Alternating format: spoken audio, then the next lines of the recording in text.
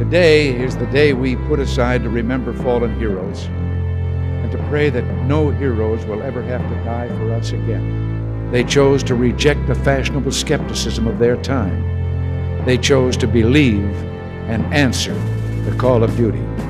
They stood for something, and we owe them something.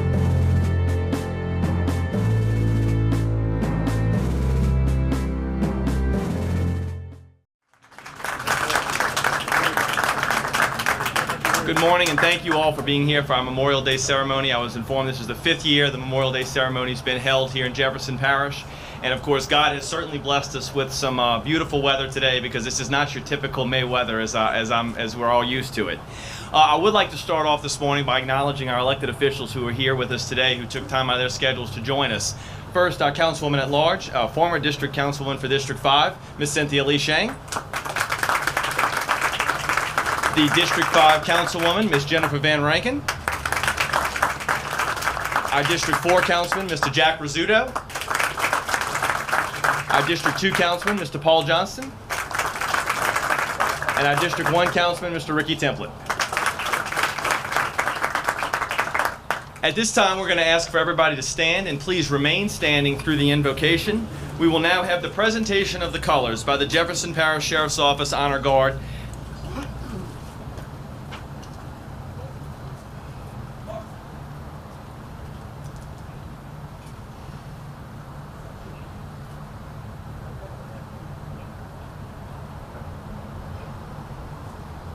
Detail. Ho! Leo. Face. Present. Ho!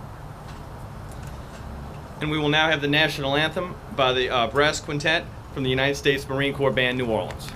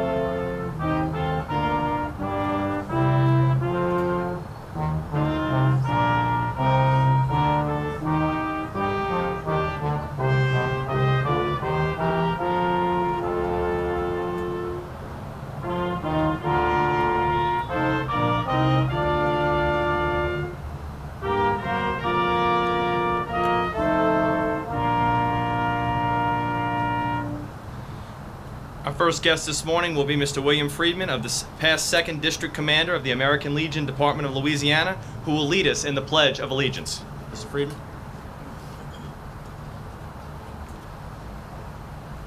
I pledge allegiance to the flag of the United States of America and to the republic for which it stands, one nation, under God, indivisible, with liberty and justice for all. Ready. Two. Right. Face. Forward. March.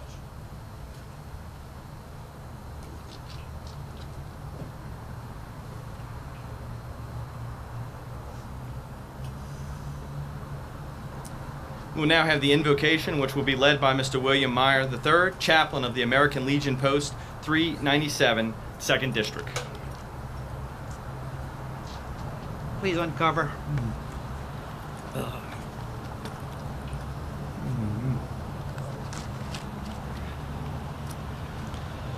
Almighty God, our Heavenly Father, in your hands are the living and the dead.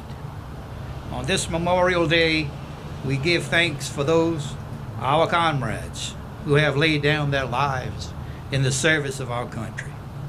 May they rest in peace, and may light perpetual shine upon them. May the good work of seeking justice for the oppressed and peace for all mankind be rewarded with success. That their sacrifices shall not have been in vain, and may we never fail to remember the awesome cost of the freedom which we enjoy. All this we ask through Jesus Christ our Lord. Amen.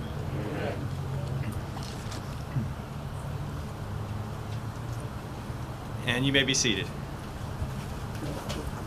And I see we're also joined by the Mayor of Westwego, Mayor Johnny Shattinger. Mayor, thank you for being here today. The idea for Memorial Day came from the carnage of the Civil War. It was originally called Decoration Day. This came about in 1868 when the Grand Army of the Republic, an organization of Union veterans from Decatur, Illinois, established it at a time of our nation to decorate the graves of the Union War dead with flowers. It actually did not become a federal holiday until 1971. In 2000, Congress passed the National Moment of Remembrance Act, asking people to stop and remember those who have lost their lives. At 3 p.m. or 1500 hours on Memorial Day, please stop whatever you're doing and remember.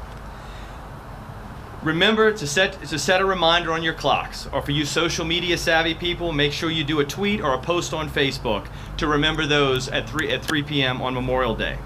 The overall goal is to honor those since the times of the Civil War who have answered the call, and to those who have answered the call in the most gracious way for giving their lives. And we owe a great deal of gratitude. A lot of these brave men and women we remember this day gave their lives unselfishly, served with honor, upheld discretion to the highest standards, and fought nobly. As all real military personnel certainly have done, these service members came from all walks of life, but they shared fundamental qualities. They possessed courage, pride, determination, and selflessness, dedication to duty and integrity. They serve a cause much larger than themselves. So for this, we say thank you. Thank you for your sacrifices so that we can remain free. Free from tyranny, free from oppression, free from dictatorship, free from religious persecution. And we here in Jefferson Parish always will honor Memorial Day, and certainly for those that have passed, remember those, and those that have served, to remember those, and most importantly, to remember those that are serving today. With that, I would like to introduce our first guest speaker, Colonel Derrick Heyl, Commanding Officer of the Marine Corps Support Facility in New Orleans. Colonel Heyl received his commission in December 1991 through the Naval Reserve Officers Training Corps at the University of Kansas, where he earned a bachelor's degree of science in civil engineering. After completing the basic school, he reported for flight training and was promoted to first lieutenant and designated a naval aviator in February of 1994 at Naval Air Station, Whittier Field, Florida. After several promotions early in his military career, it should be noted that Colonel Heyl accepted a commission in the active reserve and reported to Marine Aircraft Group 42, Detachment C, at Naval Air Station, Joint Reserve Base, New Orleans. His assignments included Director of Safety and Standardization, Operations Officer, and Executive Officer. He also served as Assistant Maintenance Officer and Operations Officer during the unit activation in the support of Combined Joint Task Force 76 in Afghanistan. He had multiple Mojave Viper exercises aboard Marine Corps Air Ground Command Center 29 and in support of Special Purpose Marine Air Ground Task Force of Katrina in New Orleans.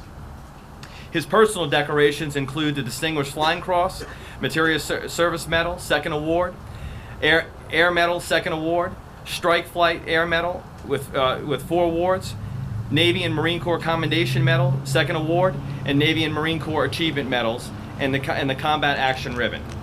Colonel Heyl has flown over 4,900 hours in military aircraft.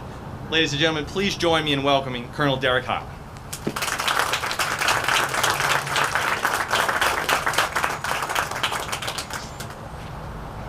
Good morning, everybody. Good morning. What a beautiful morning. What a fitting setting to honor those who have served and given the ultimate sacrifice. I'm honored to be here today on such a significant occasion to honor our military members who died during wartime service to our nation. I'm awed by the enormity of their supreme sacrifice, over 1 million lives throughout our nation's history. A mother's pain is a scar of war shared, in part by everyone who has known a fallen veteran. These heroes gave their lives by answering the nation's call. Some volunteered, others didn't, but all served something greater than themselves. As the President said, Memorial Day was originally called Decoration Day. This was a tribute to the over 620,000 Americans who died during the Civil War in service to both the Union and the Confederacy. The war's carnage and destruction changed America's view of war, and families honored their fallen dead by decorating their graves with flowers. Memorial Day was observed on May 30th until 1971, when Congress made it a national holiday and declared it its observation on the last Monday of May to create a 3-day weekend. Thank you for being here today to recognize Monday's significance. Weekend trips, picnics, and store sales are all nice, but that's not really the true meaning of Memorial Day. Those who read history know that a war to end all wars is unlikely. The current war on terrorism is less defined than past wars. There won't be any surrender treaty signed on the deck of a battleship or in a conference chamber. There is one stark similarity, though, in that our enemies still want to kill Americans. Unfortunately, Memorial Day 2018 will create an opportunity to honor new heroes to a growing list. Children will lose a parent, husbands and lives will be lost, and parents will lose a son or daughter during the prime of their life. As a nation, we need to honor our fallen heroes and support our Gold Star families.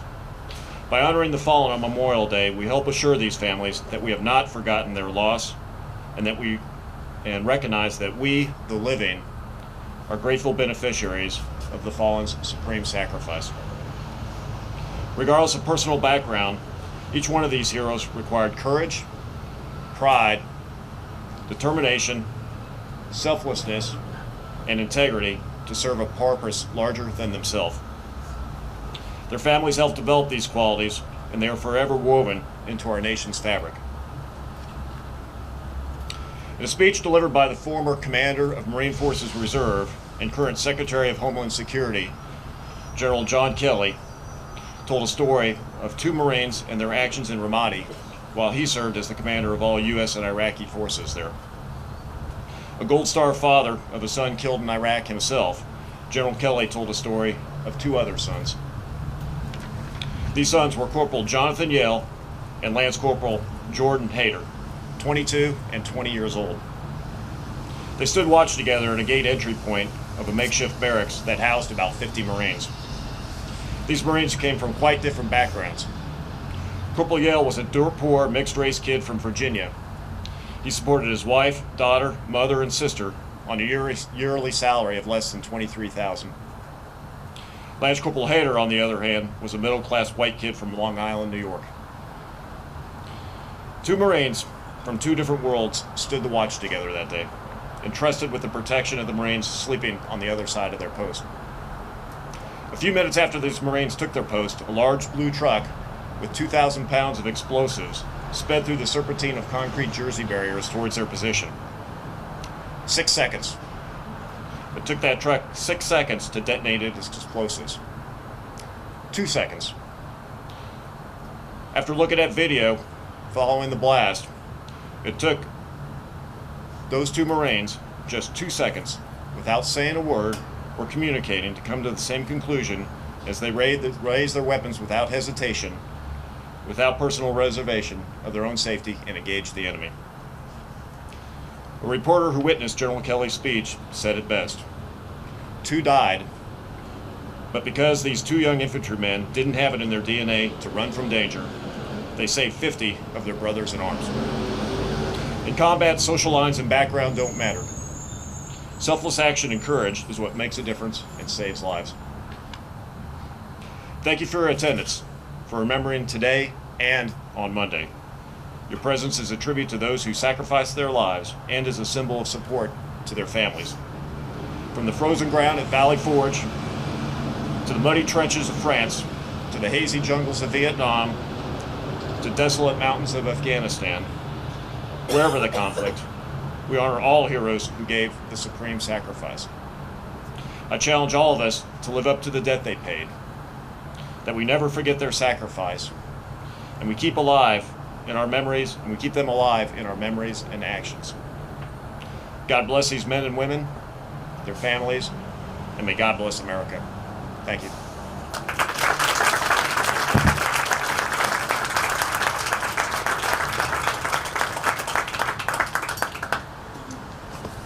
Colonel Heyl, thank you for those words, and thank you for being here today with us. And to commemorate your speaking at Jefferson Parish's Memorial Day, I'd like to ask the Jefferson Parish Council to please join me, and we'd like to present you with a proclamation.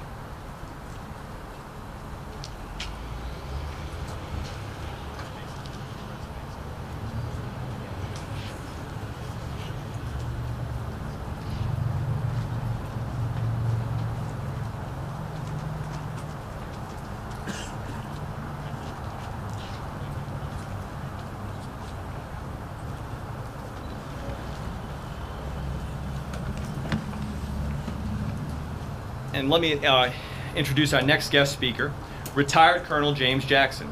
Grew up in Lake Charles, Louisiana, and after graduating from Lake Charles High School, he enlisted in the United States Army. During the Berlin crisis in fall of 1961, his unit was activated, and Colonel Jackson was accepted in the Infantry Officers Candidate School at Fort Benning, Georgia. After attending Army Rotary Wing School, Colonel Jackson received orders to the Republic of South Vietnam in 1965, where he was assigned to helicopter units supporting special forces in what was called Project Delta. It should be noted that he was shot down 9 times that year. This project was the beginning of the elite special forces team, which today is known as the Delta Force. Later in his military career, Colonel Jackson would train pilots and command the Air Cavalry Unit in combat operations following his retirement in 1989.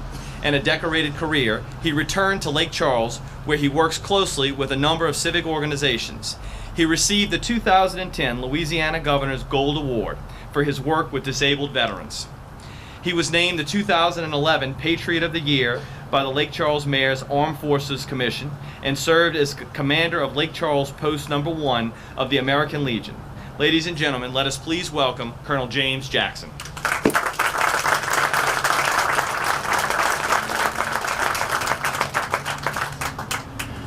Good morning, especially to our veterans. I want to thank Jefferson Parish and the public officials for inviting me here.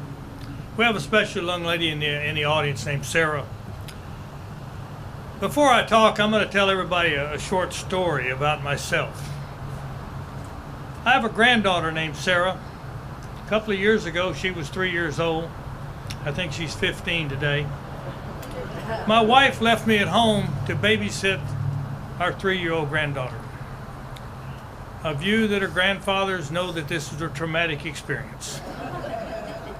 And so my little 3-year-old granddaughter had a tea service that she loved more than life itself. And so as my wife went out the door, my granddaughter said, "Pop, how about some tea?" "What do you say?" "Sure." So 7 or 8 cups of tea later, my wife comes back and my granddaughter comes in and says, "Pop and Nana, how about some tea?" And so I said, "Sure."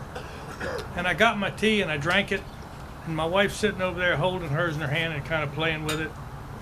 And my granddaughter left the room and she said, "You know the only place in this house a 3-year-old can get water?"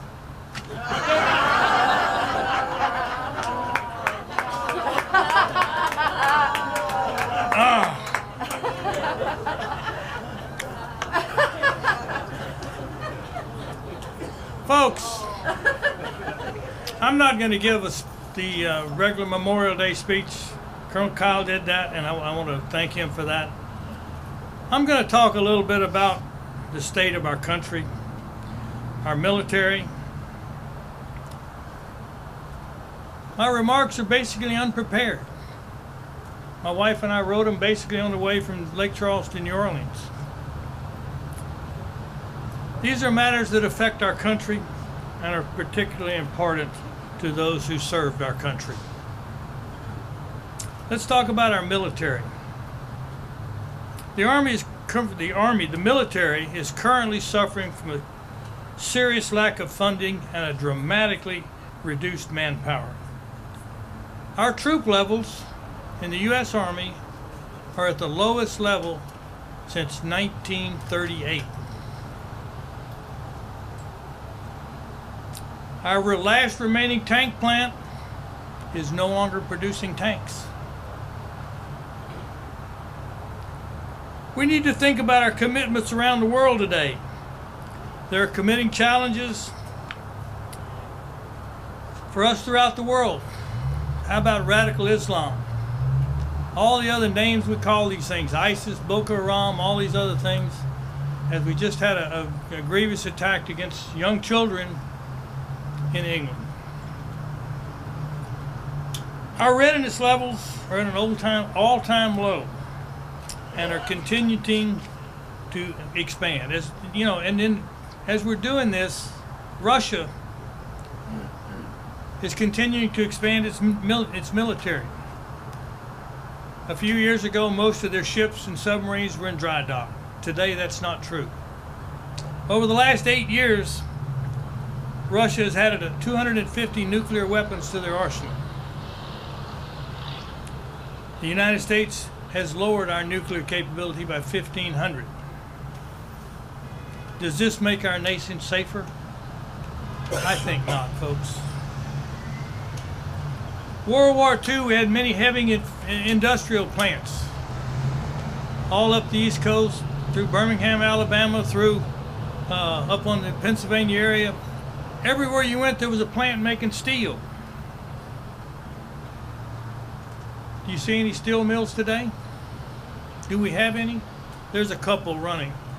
Folks, if we had to start manufacturing today, the first thing we have to do is call China and ask them to send us some steel.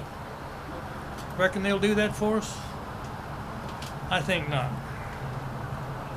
World War II, we were able to mobilize these outfits, make tanks, make artillery pieces, make all of our weapons, just almost instantly.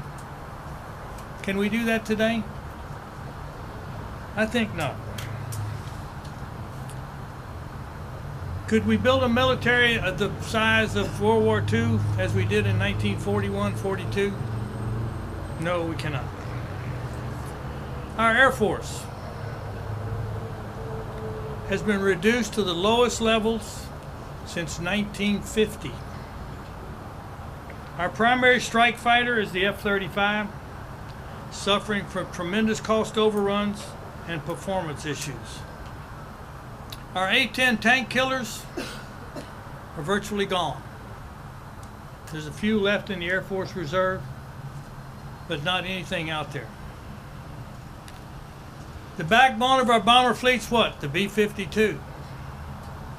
B-52 went in service in 1950.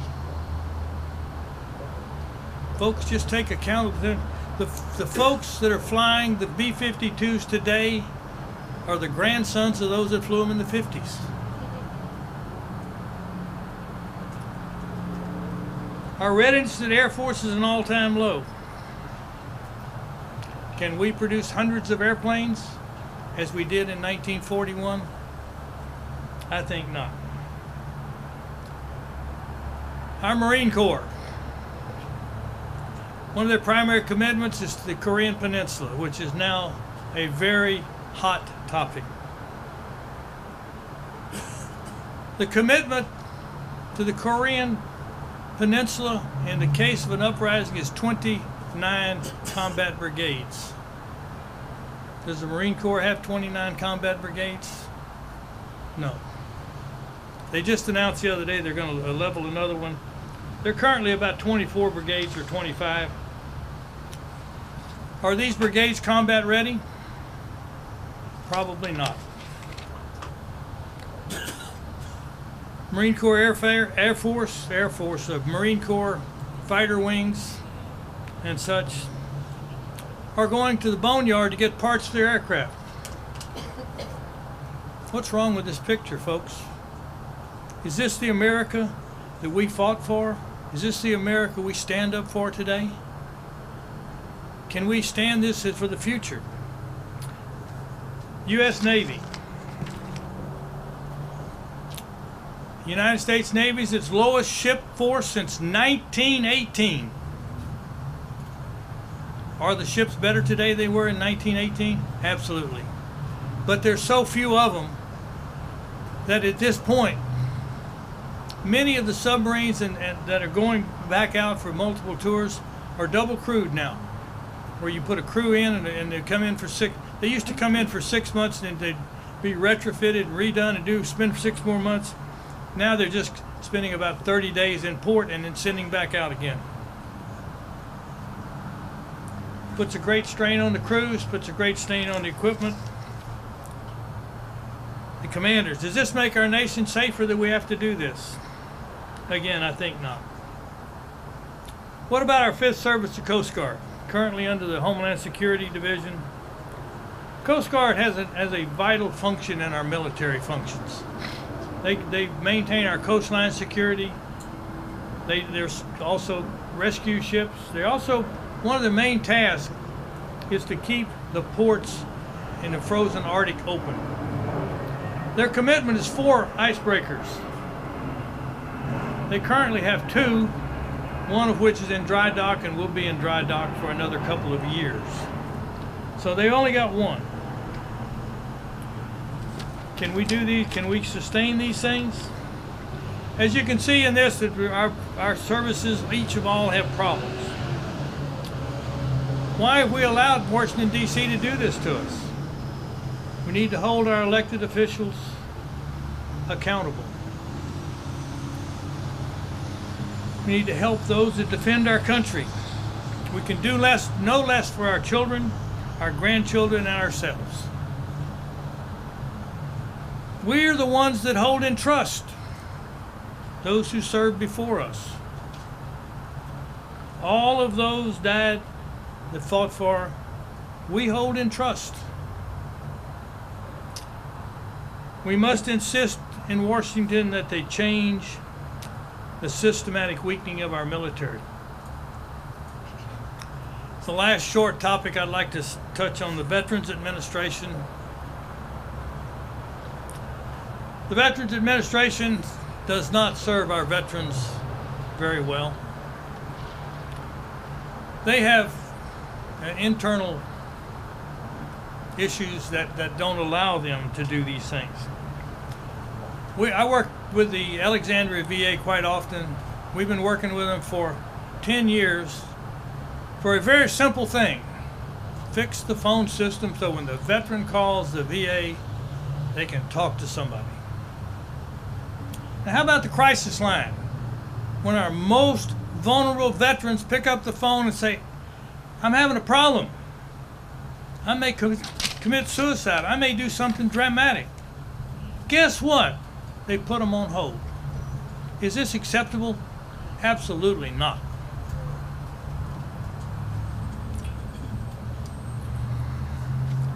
We need a change in the culture of the Veterans Administration, folks. The practice of transferring incompetent senior officials to other positions rather than firing them only perpetuates those problems. We should not and cannot close our eyes to these ongoing practices. We as veterans must ensure that the VA is held accountable for these programs. We also need our elected officials' help in this area. We will not and cannot accept this kind of behavior with the VA. Please look in other ways that you can help strengthen our veterans communities. Folks, there's a lot of veterans here. You can see the hats and the people that are there. If you're not a part of a veterans organization and you're eligible, join. Help the veterans, because that's what the veterans that are sitting here today do. We are veterans helping veterans. And the more people we have, strengthens our voice on the Hill. My wife Connie and I went to the Hill 3 or 4 months ago, and we talked to our congressmen and senators and said, folks, this kind of trash has to stop. And in most cases, they accepted our guidance and hope and blessings. I realize that this is not a standard Memorial Day speech. I felt in my heart that I had to talk to the people about what's going on in our current military today. How that we, the people, the veterans, the people, each and every one of us, must take up and do the right thing and help our country get where it should be. This was written on little notice, like I said, but I'd like to have food for thought for the time of complacency. Again, I want to thank the Jefferson Parish folks, the Jefferson Parish Police Jury, and remember, God bless America. Thank you.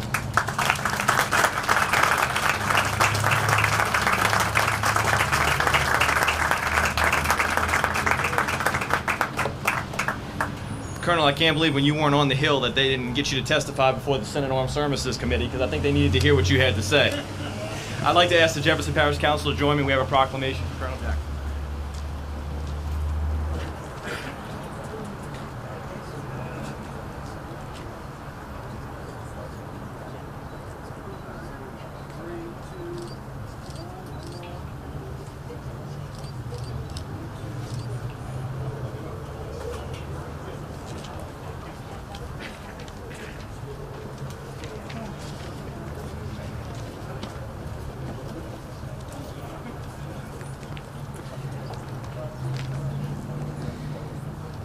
And Colonel, as you were talking, I kind of had a thought.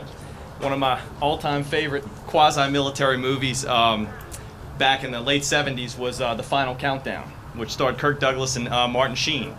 And one of our greatest carriers still in service today, the USS Nimitz, was taken back to the days before World War II started. And they talked about how that carrier could probably wipe out the entire Japanese Navy because you were taking something of the almost the 80s back into the 40s.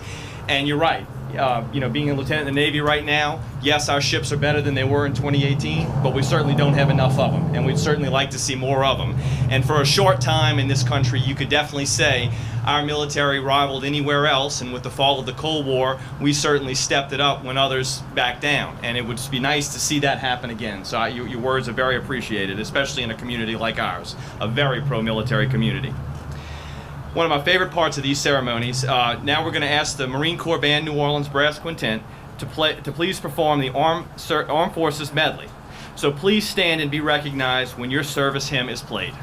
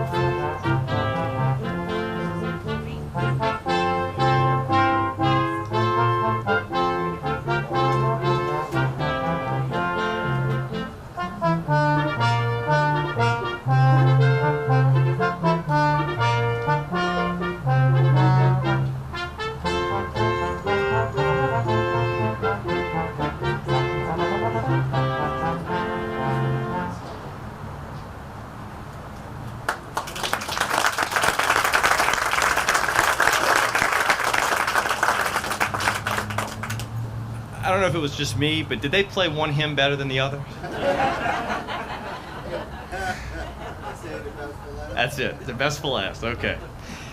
At this time, I would like to bring up Chaplain William Meyer III for our benediction, and after the benediction, we will have the trumpeter will play taps.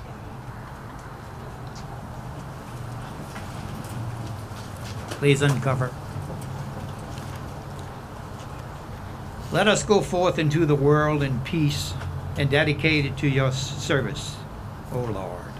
Let us hold fast that which is good, render no evil to evil, strengthen the faint-hearted, support the weak, help the needy and the afflicted, and honor all men. Let us love and serve the Lord, rejoicing in his power of his Spirit. And may God's blessings be with us and remain with us always. Amen.